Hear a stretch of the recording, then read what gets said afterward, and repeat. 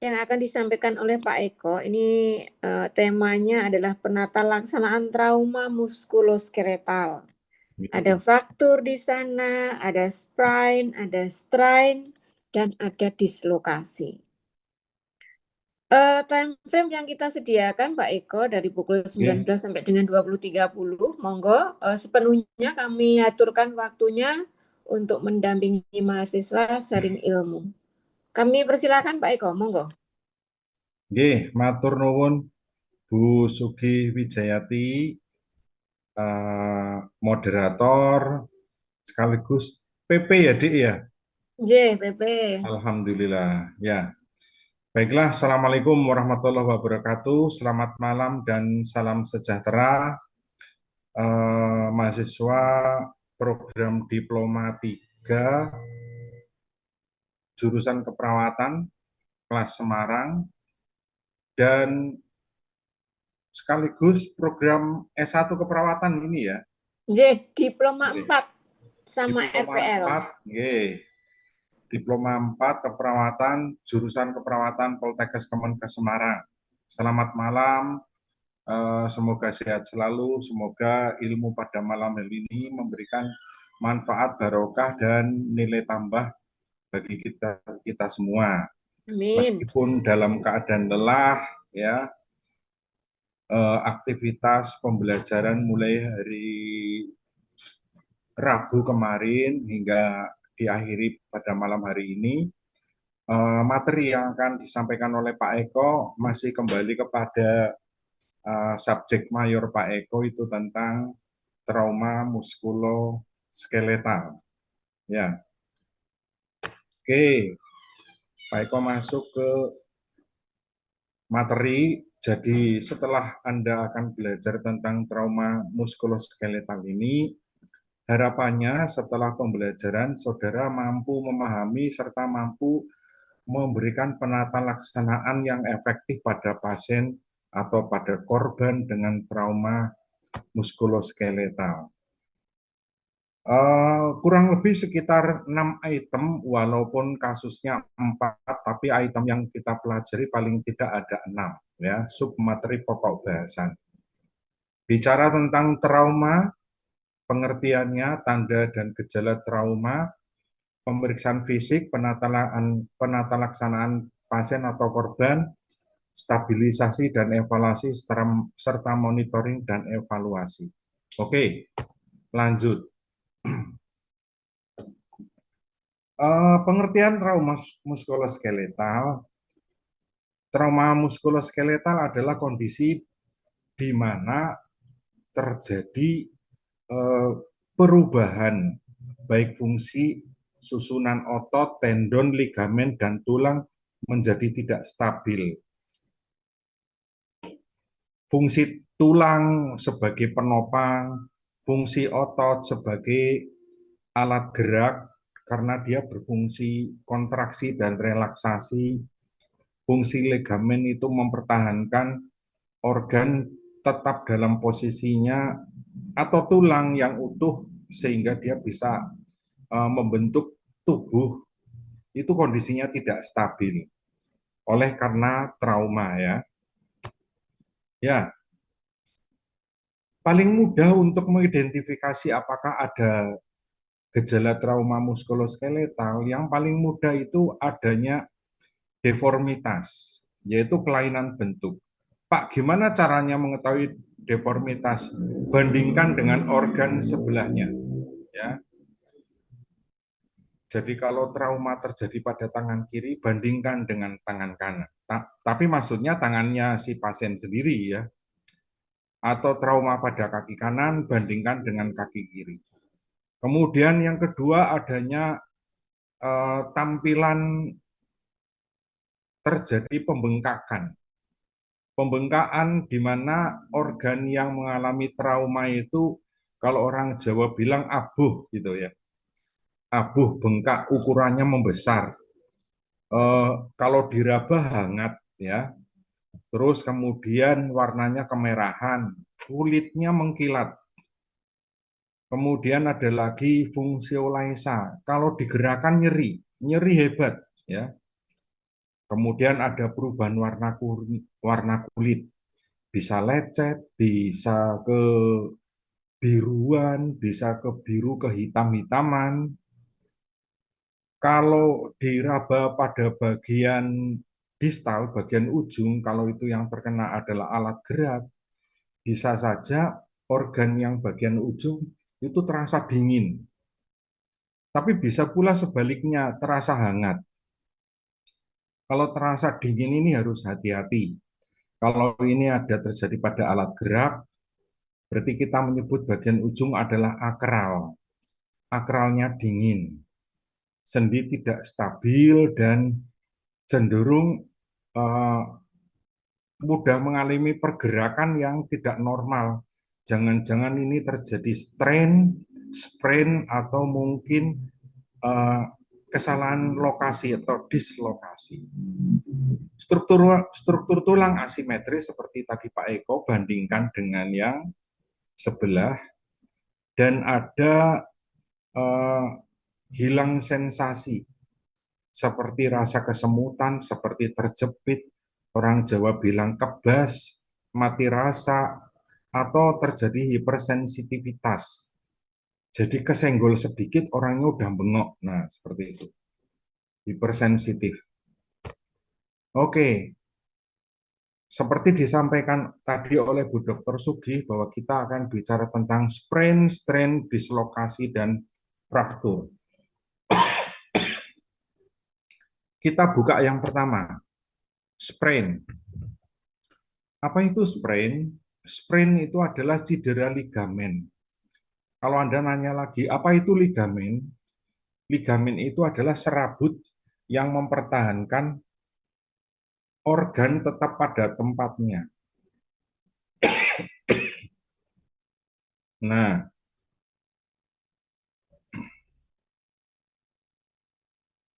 karena ligamen ini cedera akibat adanya pergerakan yang berlebihan. Kalau Anda lihat ada pemain apa namanya tenis, dikenal ada yang namanya cedera bahu. Bentar, saya tak minum.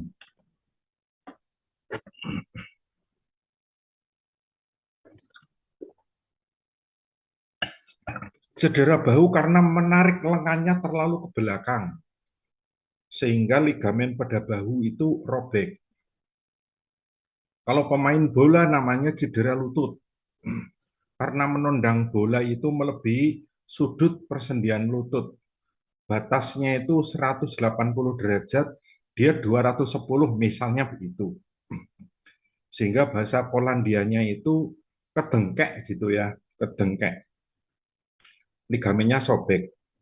Paling tidak dia itu istirahat main bola kurang lebih sekitar 3 sampai 4 bulan. Kalau di luar negeri itu udah sama saja itu satu musim. Satu musim tidak cari duit. Nah, seperti itu. Nah, kemudian strain. Kalau tadi sprain adalah ligamen, kalau strain ini adalah peregangan pada otot atau tendon yang berlebihan. Nyerinya hebat, pembuluh darahnya putus atau sobek, warnanya kemerahan, ekimosis, bengkak sudah pasti. Kalau di ronsen tergantung efek awalnya, bisa ada atau tidak adanya fraktur. Apa contohnya strain? Yang memanfaatkan otot ya misalnya olahraga angkat berat. Nah, olahraga angkat berat ini perlu hati-hati. Jadi nggak boleh memaksa untuk mengangkat beban di luar latihan. Resikonya ini strain. Ya, terus kemudian panjat tebing, mengangkat badan sambil bergelantungan. Nah, ini sangat berisiko terjadinya strain. Nah, kemudian yang ketiga itu adalah dislokasi. Dis itu salah ya. Lokasi berarti tempat. Dislokasi adalah terjadinya salah tempat pada persendian. Kalau ada pada layar, Anda bisa melihat sendi itu keluar dari tempatnya. Itu ada tanda panah yang memutar, itu menunjukkan sendinya keluar dari cawan atau keluar dari tempatnya. Itu dislokasi. Pertanyaannya, kenapa bisa seperti itu? Kenapa bisa keluar dari tempatnya? Pastinya ini ada trauma yang mampu menarik. Nah, sehingga sendi lepas dari tempatnya. Mungkin Anda pernah melihat orang dewasa mengangkat anak kecil, tangannya diangkat kayak gitu ya. Mungkin pikirnya lucu ya, diangkat, kemudian diputar-putarkan ya, diputar-putarkan. Lah ini resikonya dislokasi, saudara. Ya, meskipun mengangkatnya atau anak kecilnya sambil ketawa-ketawa, ada juga yang mengangkat kepalanya, gitu. Itu sangat berbahaya, gitu. Apalagi masih terlalu kecil lah, anaknya baru belajar merangkak, anaknya baru jalan itu baru rembetan istilahnya, itu sangat berisiko. Tandanya dislokasi adalah adanya asimetris dari sendi, kelainan bentuk ya, kelainan bentuk, kemudian nyeri hebat, bengkak dan kehilangan fungsi. Fungsinya mengangkat, fungsi untuk berjalan hilang. Kemudian yang terakhir keempat adalah fraktur. Fraktur adalah kondisi diskontinuitas jaringan tulang, ya, hilangnya kesinambungan tulang. Nah, kalau adanya kehilangan kesinambungan, ya itu berarti di situ ada trauma yang hebat. Pemeriksaannya di CAP BTLS, ya, kepanjangan dari deformitas, kelainan bentuk, kemudian kontusio, memar, abrasi, lecet, penetrasi, mungkin ada bagian yang keluar ya, penetrasi, bisa masuk, bisa keluar. Ya, jadi patahan tulang keluar gitu. Artinya dia menembus jaringan kulit di atasnya. Burn, rasa terbakar, tenderness, rasa kaku, laserasi, lecet atau tercabik dan swelling. Periksa ada tidaknya kestabilan dan krepitasi. Meskipun ada data krepitasi, yaitu data gemeretak, ya. Tulang patah itu kalau diputar itu suaranya gemeretak. Tapi Pak Eko memesankan, meskipun itu tanda fraktur, jangan diuji atau jangan dites. Tangan yang patah terus diputar, kata Pak Eko itu ada krepitasi. Jangan dites gitu ya. Kalau frakturnya pada pelvis atau pada tulang panggul, ini hati-hati. Kenapa? Karena di rongga panggul itu banyak organ vital. Kalau pada wanita itu ada ovarium, ya. Terus kemudian ada kandung kemih pria dan wanita. Nah, di situ kalau ada gerakan sedikit, mengangkat sedikit, resikonya adalah akan mencederai organ reproduksi. Kalau semua pada pasien kasus fraktur selalu cek PMS. Ada enggak pesles, yaitu hilangnya denyut nadi. Cek lagi, ada enggak ketidakmampuan motorik menggerakkan bagian yang ujung, bagian distal. Ada enggak sensorinya masih ada enggak? Jangan-jangan sudah tidak merasakan lagi bagian ujung. Oke, gimana caranya? Nah, pemeriksaan trauma skeletal itu perlu dicek dulu ya, biomekanik trauma. Dulu kalau pembelajaran di kelas, Pak Eko ada tentang skema biomekanik trauma. Ini adalah perjalanan terjadinya trauma. Kalau yang di materi Pak Eko di kelas, itu ada orang yang ada di dalam mobil. saat terjadi benturan, akselerasi menjadi deselerasi, sopir penumpang akan menghantam kaca depan. Nah, kalau dia itu terjadinya pada penumpang sebelah menghantam kaca depan, kalau terjadi pada sopir menghantam setir mobil. Nah, ini perlu ditanyakan kepada yang mengantarkan atau yang menolong. Posisi korban waktu itu gimana? Inspeksi raut muka klien, ya, pasti meringis, cara berjalan atau duduk atau tiduran, memegang dada, dan lain sebagainya. Lihat kulit, jaringan lunak, tulang, dan sendi.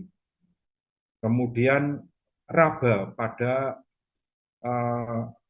bagian tubuh yang mengalami kelainan. Apakah kulitnya terasa panas atau hangat, ataukah dingin? Raba tentang arterinya, ya, pulsnya. Ada pulsnya atau pulseless, ya. Adakah spasme otot?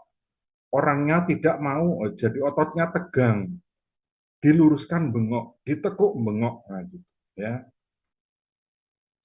Kemudian cek apakah ada gerakan abduksi, ya, gerakan menjauh atau gerakan aduksi, gerakan melipat, memutar ke dalam, memutar keluar kayak gitu, ya, melebarkan sudut. Oke,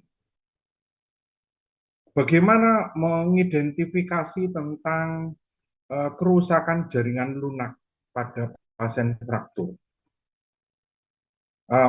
Terutama kalau kita lihat pada kulit, ya, skin, itu terjadinya karena adanya fraktur terbuka.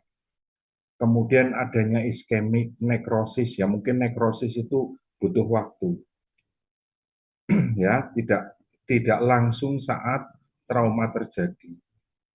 Kalau jaringan lunaknya menyerang otot dan tendon, itu biasanya akibat karena adanya crash, adanya benturan hebat. Misalnya kecelakaan, maaf memakai contoh, terlindas, ya, terlindas kendaraan. Kan pasti jaringannya itu hancur, ya, crash. Kemudian perlu perhatikan adanya sindroma kompartemen. Bagian yang bengkak itu akan mengganggu aliran darah dan saraf.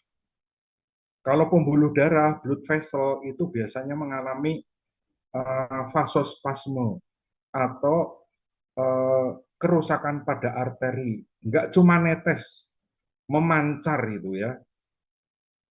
Selanjutnya bagaimana pada persarafannya? Itu neuropraksia atau aksonotemis dan neurotemesis. Jadi di situ eh, biasanya itu terjadi menutup, ya. Jadi kalau tangan itu menggenggam, suruh dibuka enggak mau, kayak begitu. Karena sakit, tangan ditekuk ke dalam. Kalau dikeluarkan dia enggak mau. Karena itu lebih nyaman buat korban. Ligamen biasanya mengalami adanya persambungan yang unstable. Bagian tubuh terus kotek-kotek gampang digerakkan. Itu menunjukkan adanya dislokasi. Gimana menata laksana pasien yang mengalami trauma skeletal? Saya menyampaikan sampai penata laksanaan secara umum, habis itu saya buka pertanyaan, ya. Yang baik dan benar utamanya biasanya adalah untuk mengurangi nyeri, mengurangi resiko kecacatan, dan menghindari komplikasi. Ingat, mengurangi nyeri, menghindari kecacatan, dan menghindari komplikasi.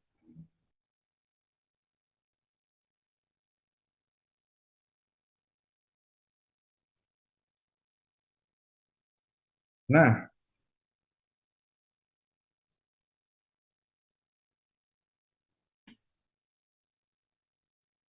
pikirkan juga tentang antisipasi shock perdarahan.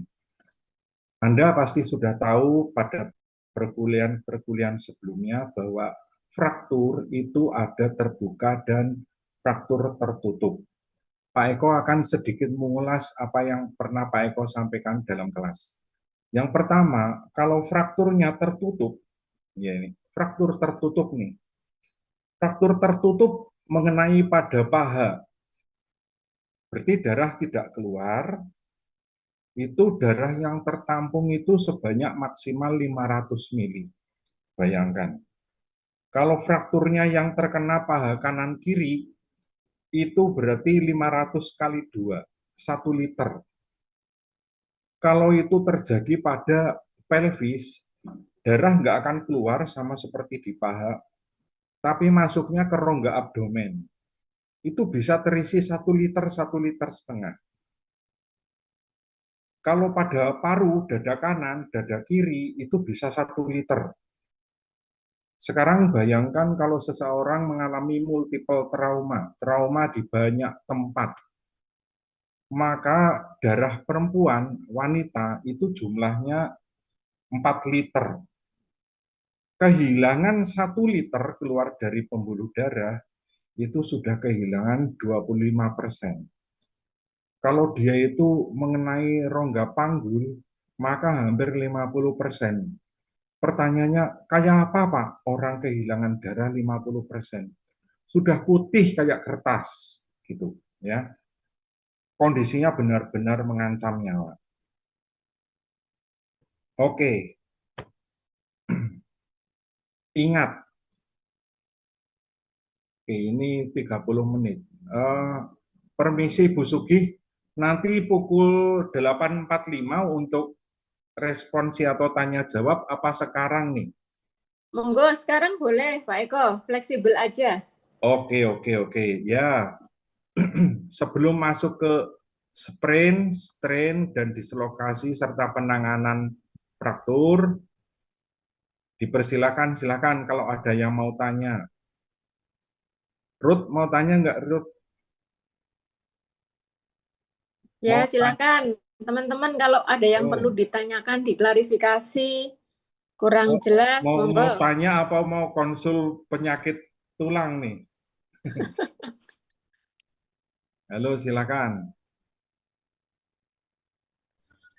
Pak, izin bertanya, Pak. Yo, siapa ini? Saya Ade, Pak, dari D3. Oh, silakan adik. Nah, izin bertanya. Sebelumnya kan saya pernah mengalami cedera ankle baik kanan maupun kiri, Pak. Ya, Nah, saya itu kan hanya melakukan penanganan mandiri kayak kompres hangat sama es. Nah, ya, alhamdulillah itu nyerinya berangsur hilang. ya. Dan yang saya ingin tanyakan, apakah cedera seperti itu tetap tetap perlu untuk periksa ke dokter maupun atau tidak, Pak? Ya, oke. Dan jika saya suatu saat nanti amit-amit nggak Pak kena lagi, bagaimana Ya, penanganannya lanjutannya Pak? Terima kasih. oke. Terima kasih. Satu lagi pertanyaan. Ya, monggo. Menarik nih materinya Ayo, untuk silakan didiskusikan. Silahkan. dibuka room konsultasi ini Muskuloskeletal. muskuloskeletal. Yo, Ayo, selain silakan. Ade, Cewek, yang cewek. silakan.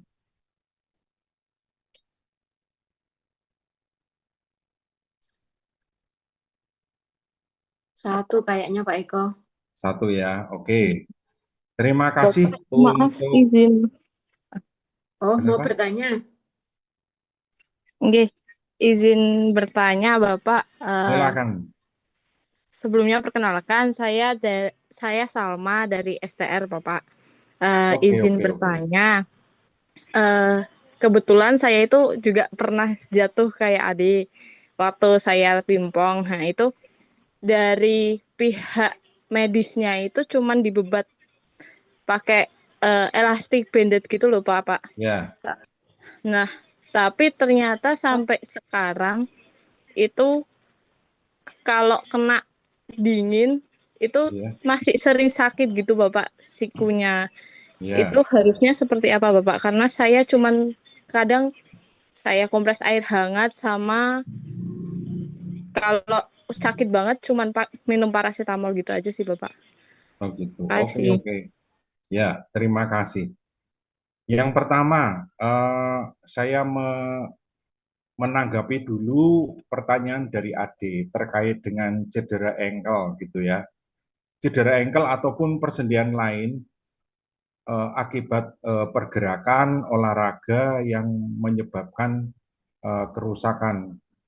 Kalau boleh saya sampaikan kasusnya Ade maupun Salma atau Salma betul, ini adalah pure yang namanya sprain, yaitu yang terkena itu ligamen, ya, atau juga strain. Cuma bedanya di sini. Kalau pada strain T ya, strain itu terjadi pembengkakan. Terjadi pembengkakan. Kenapa? Ototnya itu putus, tendonnya itu lepas dari tulang. Jadi tendon itu kan nempel pada tulang untuk menggerakkan. Lah itu coplok kayak gitu, coplok. Maka perdarahannya itu hebat. Nah, terkait dengan apakah tindakannya dengan dikompres itu aman, Pak, kan gitu misalnya. Atau kalau dikompres itu apakah eh, cukup, Pak? Kalau Anda lihat orang nonton bola itu, ketika terjadi cedera di lapangan, yang dilakukan oleh dokter olahraga itu memang tindakan pertamanya adalah kompres. Karena belum dilakukan pemeriksaan lanjutan. Jadi paling tepat, paling mudah, paling gampang adalah hentikan perdarahan dengan kompres. Nah, yang kedua adalah dipasang elastic band. Nah, elastic band ini adalah untuk menciptakan tekanan jaringan untuk melawan tekanan pada pembuluh darah. Jadi kalau pembuluh darah itu sobek, keluar darahnya karena tekanan jaringan, tekanan onkotik namanya ya, itu sudah tinggi, maka perdarahannya akan berhenti. Kalau pertanyaannya Ade, Pak, apa cukup dengan dikompres saja, Pak? Tidak ada tindakan lain. Gitu ya, Ade ya? Iya, Pak, betul. Nah, apakah cukup dengan kompres saja? Karena selama ini saya tidak melakukan pemeriksaan dan ada rencana tindakan dari dokter untuk melakukan yang lain. Jadi, adik, cedera ligamen itu ada yang sifatnya itu parsial, sebagian, sobeknya sebagian. Selama sobeknya sebagian, tindakannya sebenarnya hanya tindakan kosmetik, yaitu menjahit ligamen untuk bertaut kembali. Tapi sobekan itu lebar atau sedikit, lebar atau sempit itu tidak bisa dilihat dari luar, adik. Itu harus membutuhkan pemeriksaan lanjut pada persendian. Itu nanti bisa ke ortopedi atau dokter ortopedi, dokter tulang lah yang mengecek. Identifikasi indikator untuk mengetahui selama pergerakannya tidak ada gangguan, khususnya gerakan rotasi tidak ada gangguan, bisa dikatakan 60-70% sendinya kamu aman. Tapi kalau misalnya kamu pergerakannya itu hanya bisa mengangkat lengan untuk di ke atasnya kan tidak bisa, itu perlu dicek lebih lanjut, adik. Ya, sehingga terkaitnya ligamen itu terkait dengan lebar sendi dalam bergerak. Begitu. Kalau ditanyakan, Pak, apakah itu bisa terjadi cedera berulang? Gitu tadi ya, dia. Iya, Pak. Bisa terjadi berulang cedera sprain pada ligamen itu bisa terjadi berulang. Nyatanya pemain tenis itu bisa berulang kali cedera bahu atau pemain bola berulang kali cedera lutut. Berarti bisa. Nah, ciri khasnya itu kayak begini. Kalau Salma itu punya kalung yang di leher dan pernah putus karena ditarik. Pak, bisa nggak kalung leher disambung kembali? Bisa, bisa dipakai lagi. Kalau ketarik lagi, putusnya di tempat yang sama atau di tempat yang berbeda? Jawabannya di tempat yang sama. Loh, kenapa Pak tidak di tempat yang berbeda, Pak? Karena di tempat yang sama sudah pernah ada cacat. Begitu. Nah, tinggal sekarang adik mengidentifikasi gerakan apa yang dulu menyebabkan trauma pada engkel. Apakah karena ditarik berlebihan atau karena mengangkat beban yang berlebihan. Itu jawaban untuk adik. Oke, adik? Oke, Pak. Terima kasih, Pak. Untuk pertanyaan Salma, Pak, kalau dipasang elastic band itu apa cukup, Pak? Kayak gitu pertanyaannya. Di fase akut, tindakan medis, tenaga kesehatan yang mengerti tentang strain atau sprain, tindakannya memang dipasang elastic band. Apa perlu dioperasi, Pak? Tergantung seberapa luas lepasnya tendon dari tulang. Kalau ternyata perdarahannya menghebat, selama darah itu masih ada di dalam tubuh, Salma nggak usah khawatir. Tuhan tidak pernah menyia-nyiakan. Darah akan diserap kembali. Oke, selama belum beku, Tapi kalau ternyata menyebabkan adanya gangguan fisiologis, dan itu semakin lama semakin masif atau semakin berat, maka dokter bisa saja melakukan tindakan open pada persendian untuk melihat seberapa luas kerusakan dari strain yang dialami pada persendian tersebut. Jadi tolok ukurnya itu, oh, Pak, tapi kadang-kadang masih nyeri, Pak, gitu. Karena mungkin saja proses penyerapan reabsorpsi pada darah itu tidak bisa berlangsung cepat, Salma. Gitu. Ya. Gimana, Salma? Oke, Bapak, jelas, ampun. Oke. Terima kasih, Bapak. Ya, sama-sama. Bu Sugi sudah 2 pertanyaan. Langsung Oke, masuk ke sesi 2. monggo silakan Pak Eko masuk sesi Ya, 2. oke. Saudara sekalian, kalau tadi kita udah membahas sekilas tentang bagaimana penanganan singkat, cepat pada kondisi kegawat daruratan. Untuk penanganan sprain, itu adalah pendekatannya adalah RISE. Ingat-ingat saja nanti ya. Komponennya RISE. Nah, bagaimana penanganan akibat luka trauma ligamen? Paling mudah, paling murah adalah kompres es. Nggak usah ditambah sirup. Ya. Kompres es. Yang kedua, bagian yang cedera, tinggikan. Yang berikutnya, lakukan pengikatan menggunakan elastic bandage. Ya, elastic bandage. Dan pemberian analgetik. Cuma gitu aja, Pak? Iya. Iya. Karena apa? Karena sedang membutuhkan pemulihan untuk menghentikan perdarahan.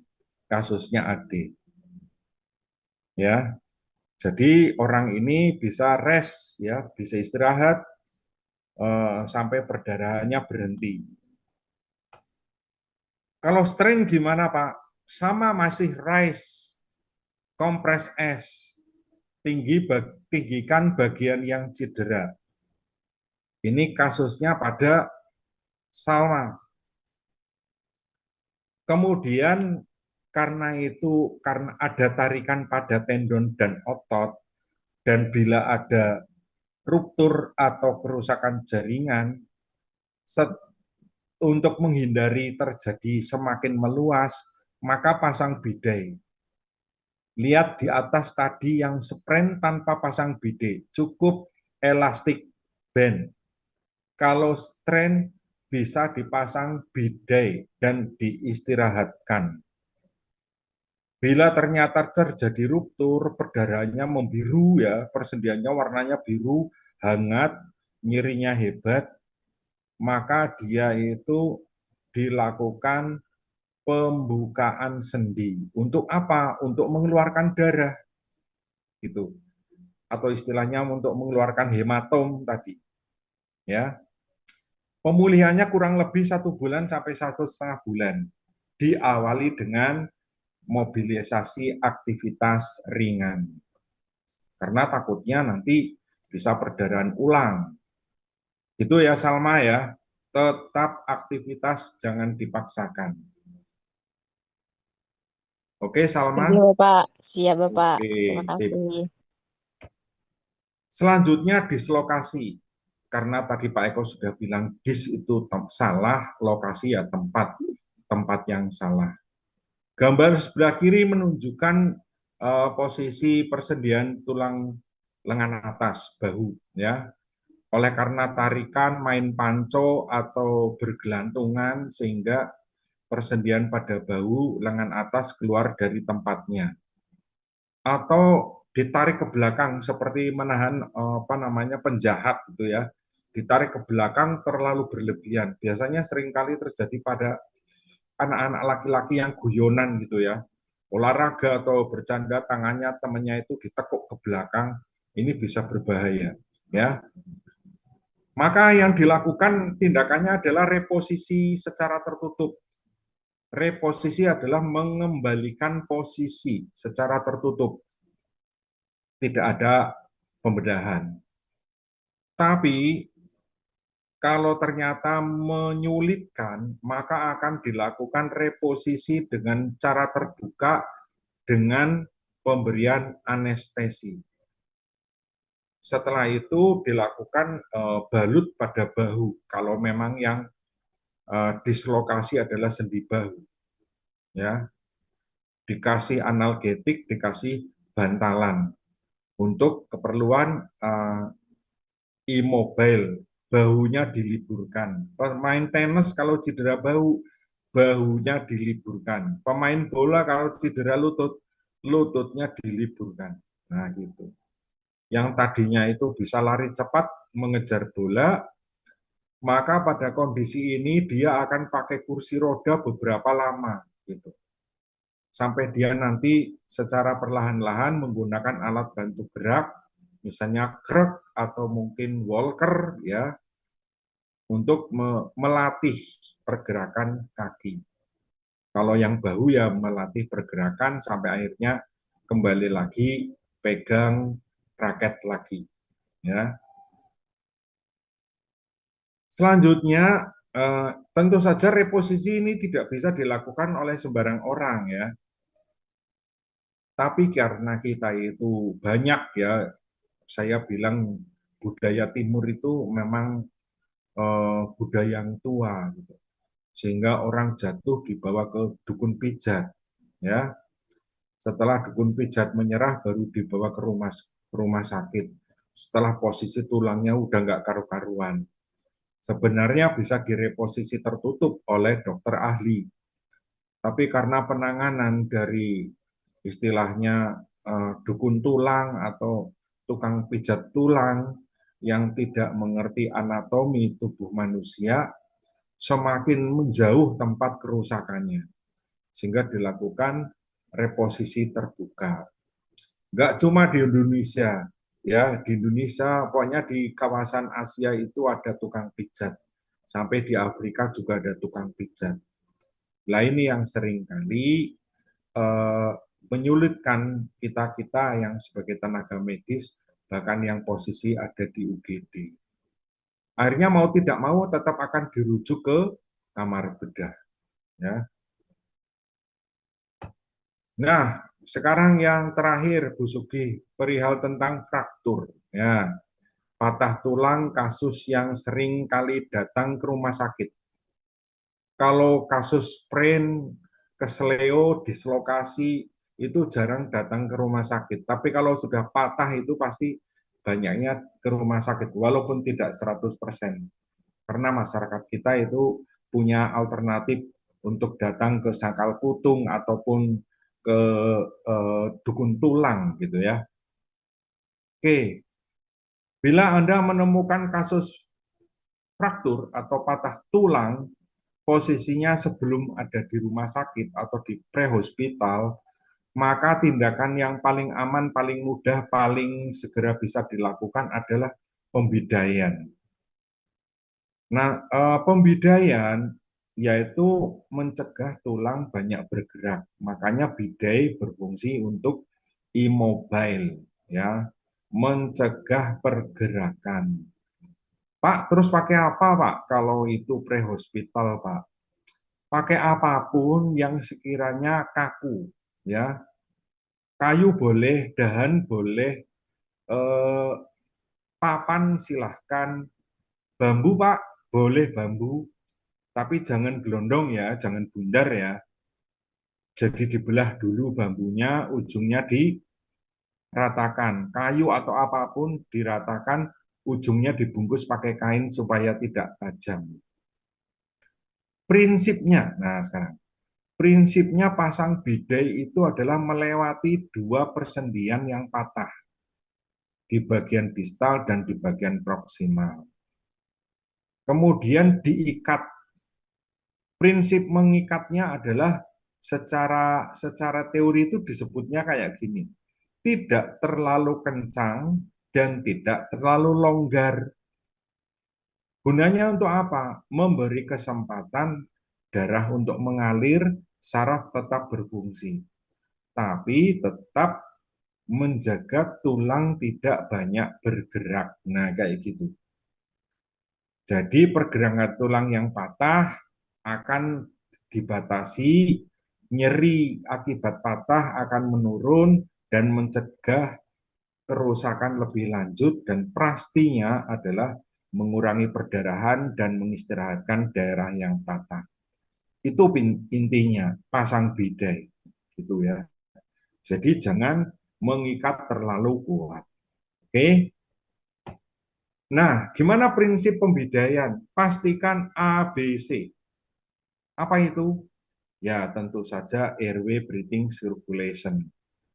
Karena tadi Pak Eko di awal mengatakan fraktur tertutup pada paha itu mengeluarkan darah 500 mili. Kalau dia multiple, kaki kanan kiri kejepit di kereta, patah semua, berarti 500 kali 2, 1 liter.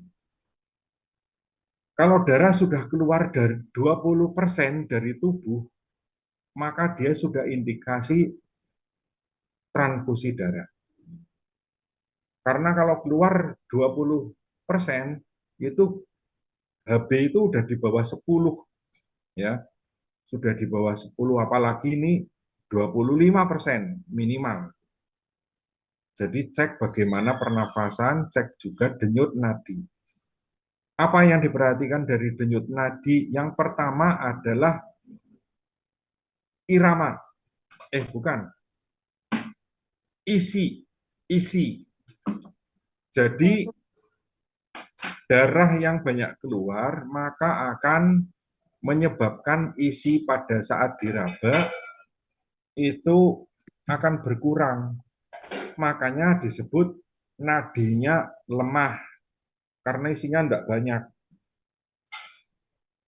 Karena nadinya lemah, maka harus dipikirkan jangan-jangan ini adalah kekurangan cairan, ya.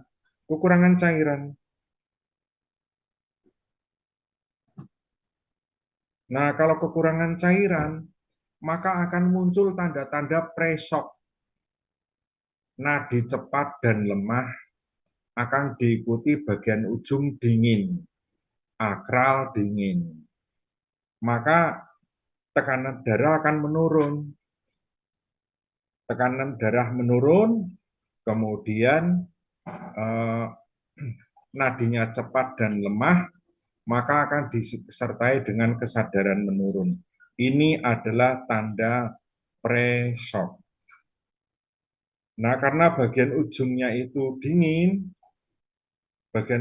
dingin, maka pasiennya itu akan keluar keringat dingin. Nah, pentingnya mengontrol perdarahan. Halo? Kok ada suara Pak Wagio?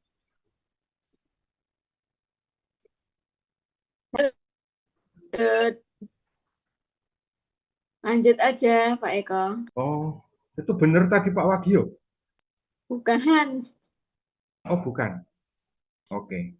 Kontrol perdarahan. Pak, kalau perdarahannya terbuka mudah Pak melihatnya. Lah gimana kalau perdarahannya tertutup? Darah yang patah akan terjadi pembengkakan.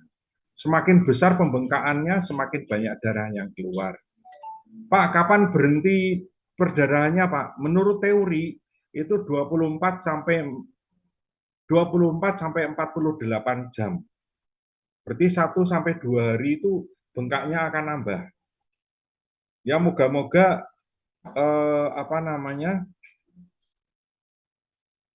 moga-moga perdarahannya tidak semakin berat. Gitu ya.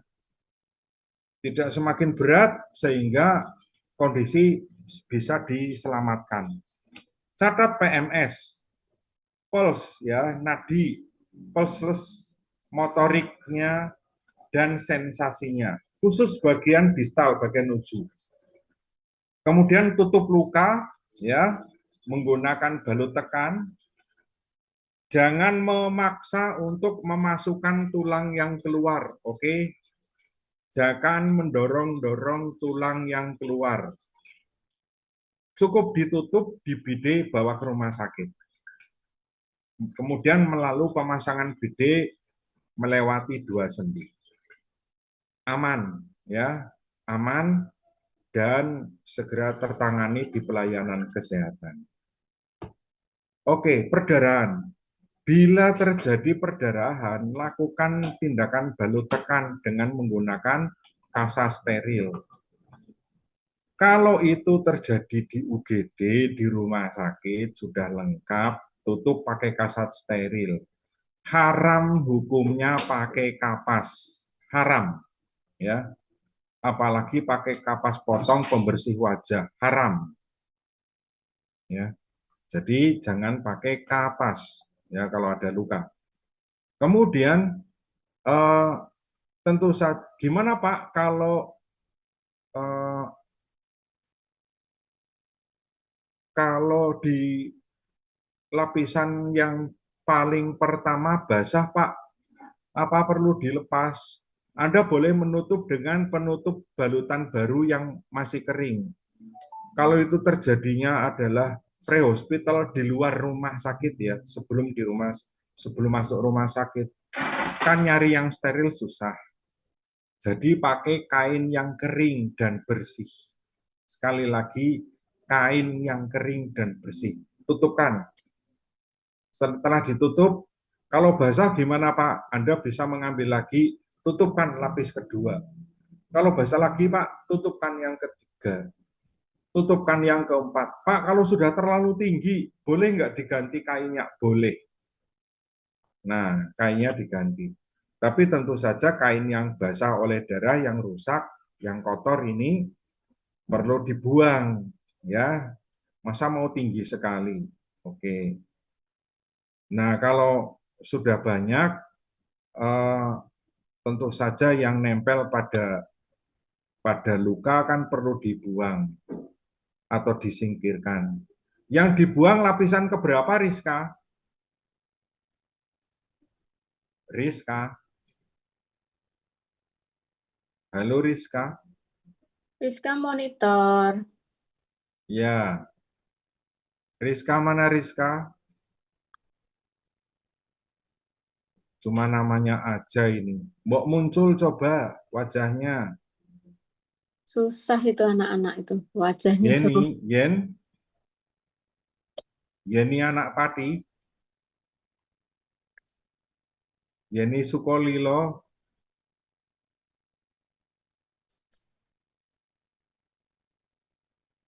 Halo Yeni. Yen, bocah malah lagi ning warung ge ani.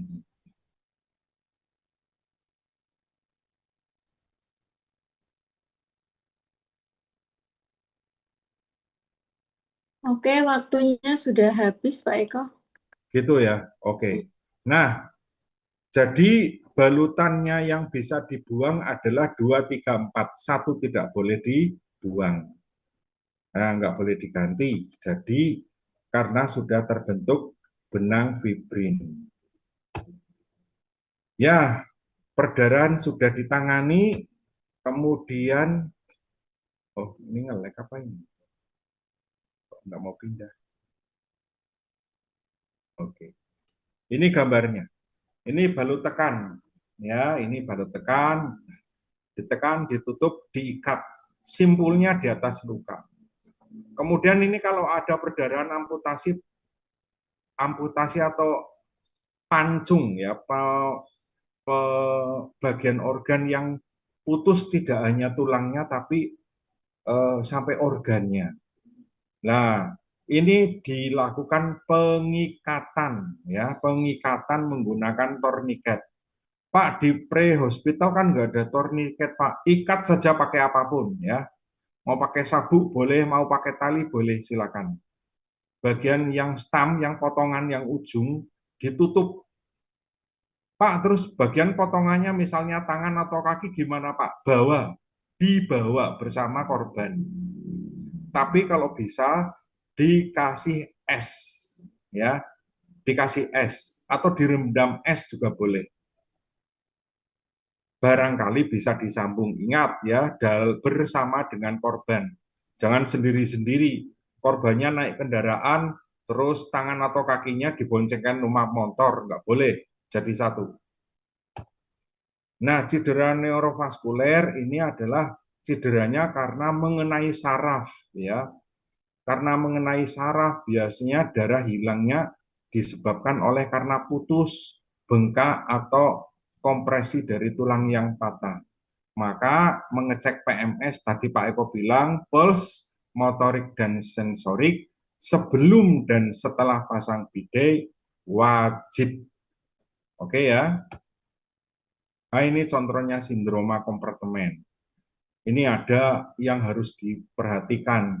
Bila terjadi penekanan, maka harus dicek berulang-ulang apakah ada persarapan dan perdarahan aliran darah yang terjepit. Cek 5P, pain, nyeri, pallor, pucat, pulseless, hilang nadi, parestesia, hilang rasa, dan paralyzed, tidak bisa digerakkan. Bila gejala awalnya adalah pain dan parestesia, bila sensasi rasa sensitivitas hilang atau menurun, atau tidak merasa nyeri, maka ini harus segera dilakukan tindakan oleh dokter. Makanya harus segera lapor sebelum terjadi kecacatan. Nah, untuk selanjutnya adalah evakuasi, yaitu setelah semua kondisi A, B, C, D, E tertangani. Korban bisa dibawa ke pelayanan kesehatan yang lebih lengkap untuk dilakukan tindakan pemeriksaan lanjutan. Inilah tahap primary survey, ya, tahap primary survey. Oke, kemudian dimonitor saudara yang terakhir. Monitornya sama seperti pada saat masang bidet, yaitu PMS, pulse, motorik, dan sensorik. Di mana Pak? Di bagian distal, organ yang patah, organ yang dipasang bidet. Jangan mengukur nadi di tempat organ yang normal, tapi yang dipasang bidet, ya, atau yang patah. Nah, ini pasien setiap Anda menemukan korban trauma selalu curiga. Sekali lagi, selalu curiga. Orang lain ngajari jangan gampang curiga. Pak Eko malah ngajari wajib curiga. khususnya apabila ada kemungkinan terjadi fraktur servikal. Pasien akan dipasang nekolar ya, dipasang nekolar, kemudian masuk ke rumah sakit, dilakukan secondary survey di foto ronsen. Kapan melepas nekolar? Setelah ada kepastian bahwa fraktur servikal negatif. Kalau belum dilakukan foto ronsen pada servikal, haram hukumnya melepas nekolar.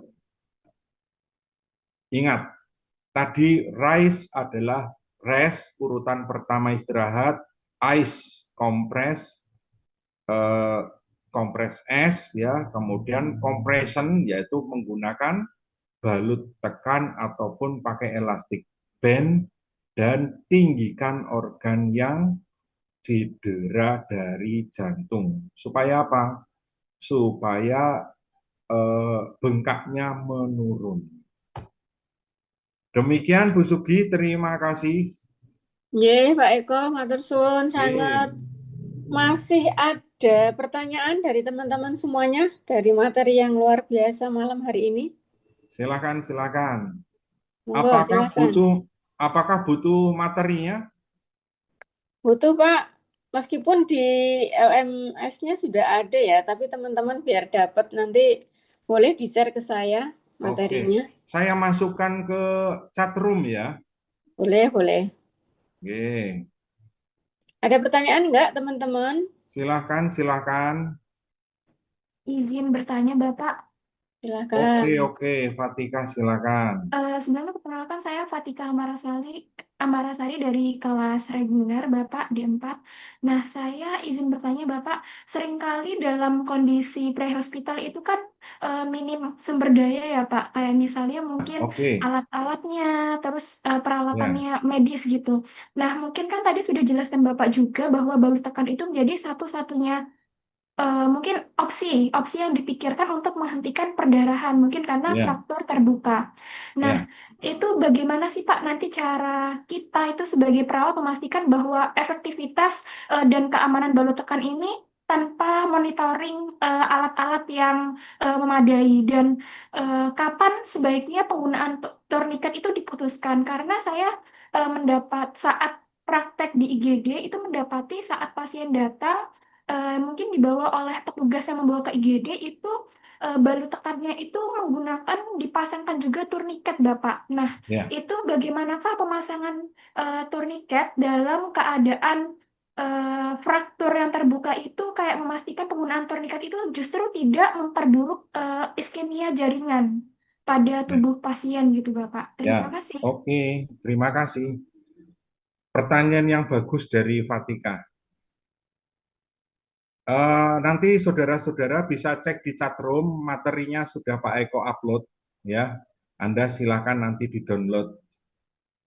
Bagaimana penggunaan tourniquet yang sekiranya justru tidak memperburuk kondisi korban yang mengalami fraktur? Pertanyaannya dari Fatika. Padahal peralatannya terbatas. Nah, begini, sebenarnya penggunaan tindakan kegawat daruratan idealnya itu dilakukan oleh orang yang terlatih atau paling tidak pernah mendapatkan pelatihan.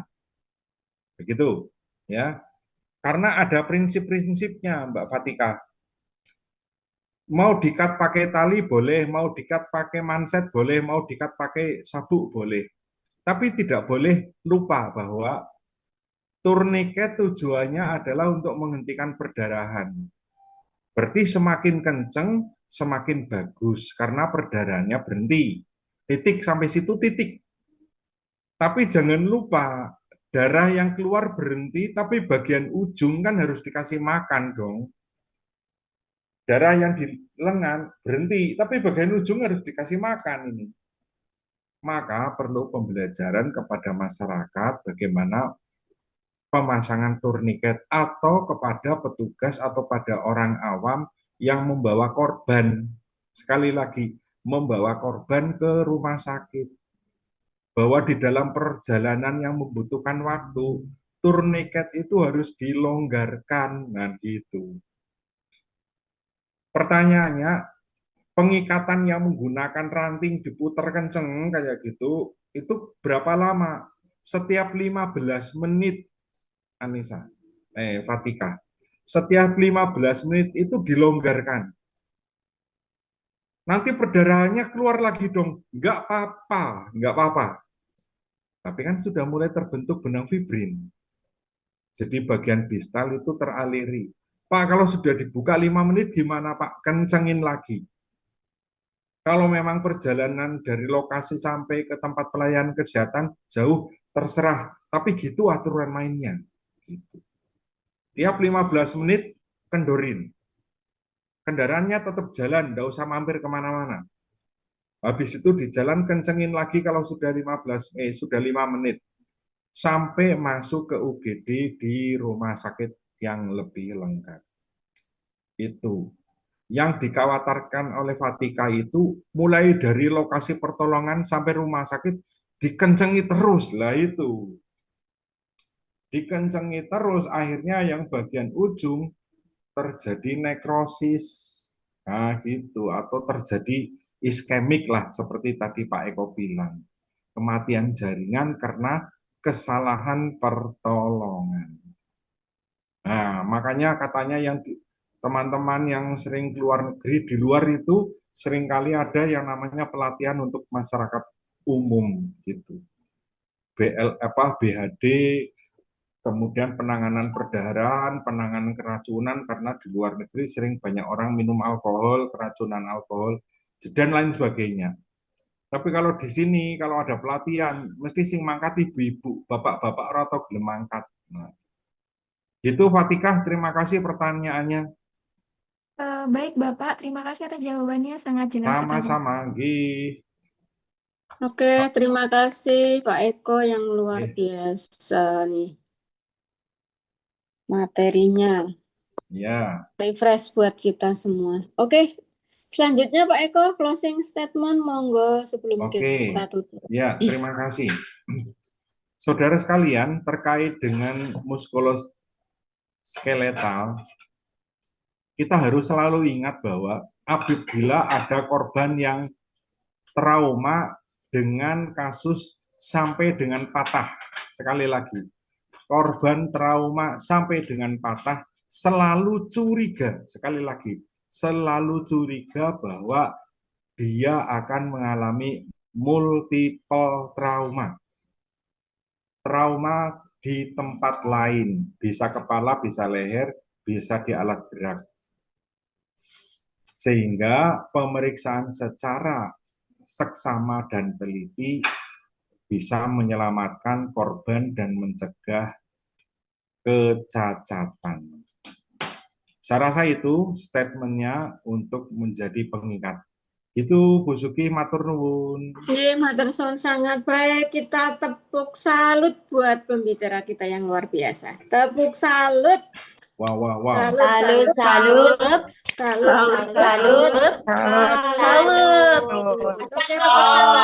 Semuanya matur suwun sangat Pak Eko.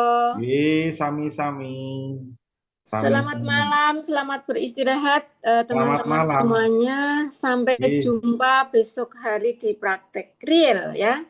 Tetap semangat, jaga stamina. Bila taufik wal hidayah. Assalamualaikum warahmatullahi wabarakatuh. Waalaikumsalam warahmatullahi wabarakatuh. Terima kasih Bapak, Ibu. Sama-sama. Terima kasih Ibu. Sama-sama. Izin lift. Izin lift juga.